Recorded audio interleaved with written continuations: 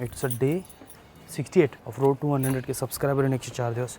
जरा घाईच लागली आहे आज. वाटतं आज कमिशनरांसोबत राऊंडअप आहे, फिरायचं आहे त्यांच्यासोबत. सो आजचा ब्लॉगमध्ये त्या गोष्टी जरा जास्त असतील. तर जरा बघूया काय आहे. तर नवीन कमिशनर आहेत, कॅमेरा आकडा आला असेल. नवीन कमिशनर आहेत, काय माहिती कसे असतील. म्हणजे माहिती आहे त्यांच्याशी पहिली भेट झाली आहे, बट हे व्हिजिट वगैरे हे पहिलं आहे. सो पहिला पण पोहोचवतो इथे, त्याच्यानंतर बघूया सगळ्या गोष्टी. चलो बाय बाय. सो आपण आलोय ऑफिसकडे आणि वाट बघतोय की कमिशनर कधी येतील याची.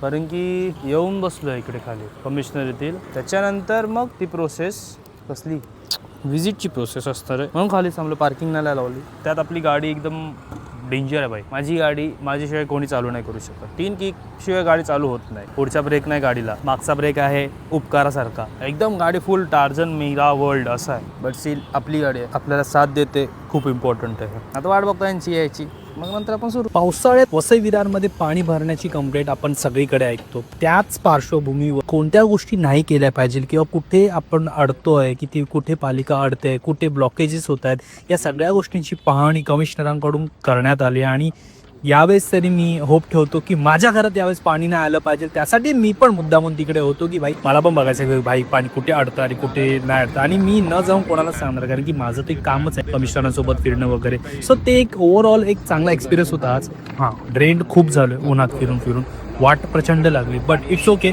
कळल्या नवीन गोष्टी की कुठे पाणी अडतं. भावांनो, आज जो माझा पेस्टा काढलाय पालिकेवाल्यांनी, पहिला विरारला गेलो, विरारचं सगळं झालं, नालासोपाराला आलो, नालासोपाराचं झालं, नंतर वसईला घेऊन गेलो.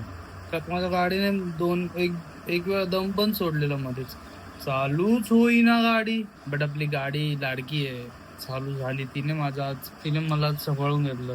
पण बाई इतकं कंटिन्यू बाईक चालवून बाईक नाही सवय मला एवढी बाईक चालवायची. म्हणजे मी सकाळी 10 ते दुपारी 2 पर्यंत गाडी चालवतो. 10 ते 11, 11 ते 12, 12 ते 1, 1 ते 2, 4 तास कंटिन्यू. एवढ्यात मी पुण्याला कुठे पोहोचलो असतो, पण ते पण रेस्ट घेऊन पोहोचलो असतो.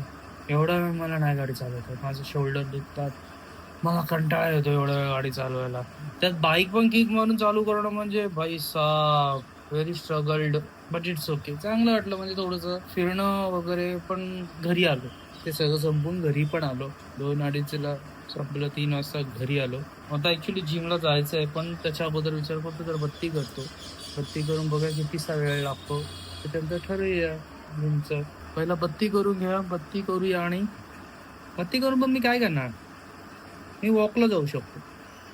आज 68 डे आहे मित्रांनो, दिवस आहे. 600 सबस्क्रायबर आपले कंप्लीट झालेत.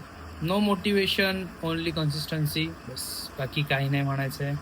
बाकी बघूया. 104 झाले ना, ज्या दिवशी 104 व्लॉग्स होतील ना भाई, मी खरंच ब्रेक घेणार आहे. कारण की मी थोडंसं असं हे झालोय आता, मी मेंटली हल्लोय, मी डिस्टर्ब झालोय, मी डामाडोल झालोय. मी आता काय 34 एक काय ते ब्लॉग असतील ते करायचे, ते करून मग पुढे बघू कसं काय करायचं ते.